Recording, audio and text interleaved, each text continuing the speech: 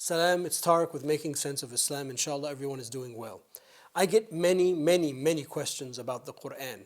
How can I understand the Quran? How can I read the Quran? What Quran translation should I use? How do you make sense of the Quran? Etc., etc., etc. And these questions, to be honest, pile up throughout the year. And this time, because I'm recording this during the month of Ramadan in the Islamic year 1443, April 2022, I decided that I would use this as a catalyst to put together this mini course on the Quran called Quran 101. This is a free course. It will be on the YouTube channel, on the Making Sense of Islam YouTube channel, of course, accessible to everyone and anyone, not just during this month, but inshallah throughout. With the exception of today's episode, which will be a little bit longer because I have a couple of introductory remarks. I will do my best to make sure that these clips are very short, relatively speaking. I mean, they're not going to be 20, 30 seconds, but I will try to, between 5 and 7 minutes is what I'm trying to aim for. And I've divided the subject into 4 sections. And in this section, in the first section, followed by its associated episodes, I want to look a little bit about what is it that we believe about the Quran. What is our belief as Muslims towards the Quran? And then we'll move on from there to other discussion points, inshallah. There is no course manual, as some of you might be familiar with my courses on the platform, Making Sense of Islam. This is just sort of a free video for people, a free series to help sort of get you in a better state to understand our holy book and to have a better understanding of how to use it, how to read it, and most importantly, how to make sense of it. So, in this first episode of this first part, let us begin by acknowledging one of the fundamental beliefs that we have about the Quran. In the science of theology, in Islamic theology, we define the Quran as the eternal, uncreated word of God. In Arabic, Kalamullah al-Qadim, the eternal, uncreated word of God. And this is very important. As Muslims, we're familiar with the 99 names of God or the 99 attributes of Allah subhanahu wa ta'ala. The Quran is one of those attributes. It is outside of the context of time. It is Allah's eternal speech. It is one of His sifat. It is one of His attributes. It's one of His traits. That means when you open the Quran and you read, it's as if that Quran, as if that verse or that chapter was revealed to you at that moment. Because what you are reading is something that is outside of time. Now, of course, the Mus'haf, in a later part, we'll talk about how the Mus'haf came to us and all of that history. Of course, the printed Mus'haf is printed. I mean, we're not, we acknowledge that. But the words of the Quran, the words of the verses, these are God's eternal, uncreated words. In tomorrow's episode, we will come back to this point to remember why this is important. But for now, it's important for us to remember that when we read the Quran, we are reading something that is outside the confines of time. It's not a book that is written in history. It's not a book that develops in history. But it is a book, and these are words, and these are verses that belong to the Creator, subhanahu wa ta'ala. The second thing that we believe about the Quran is that the Quran is protected. It is protected from corruption. Allah subhanahu wa ta'ala states in the Quran, إِنَّا نَحْنُ نَزَّلْنَا الذِّكْرَ وَإِنَّا لَهُ لَحَافِظُونَ. Indeed, we alone have revealed this book and we alone are responsible for protecting it.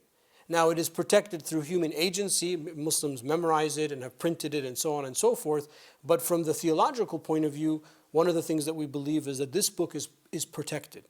It's protected from corruption. And let me give you a little bit of a tangent to explain why this is important. There is a very famous Indian scholar, Muhammad Hamidullah, rahimahullah, who in the early 1960s, he wrote this article about a center in Berlin, Germany, that was dedicated to collecting different Quranic manuscripts from throughout the Islamic world.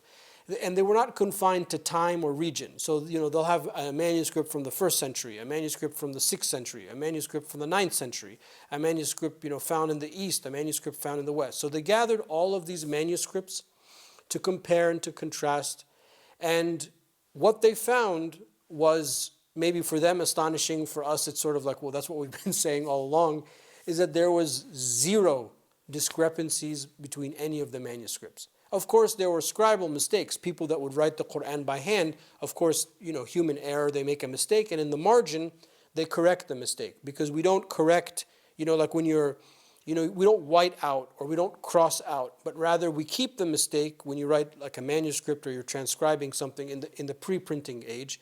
And then you just put like a little symbol, and that symbol means go to the, to the outside of the page, to the margin of the page, and you'll see the correction. So of course there were scribal mistakes, but what I mean that there were zero discrepancies, there was no missing verses or missing surah or a new juz that was found, or the order of the surahs was different. It was all the same. And one of the things that happened during World War II is that this center was accidentally bombed during the war. However, part of that archive survives, and there is an article, I'm just going to look at my notes to quote it for you. It's an article, it's called The Lost Archive, printed in the Wall Street Journal, January 12, 2008.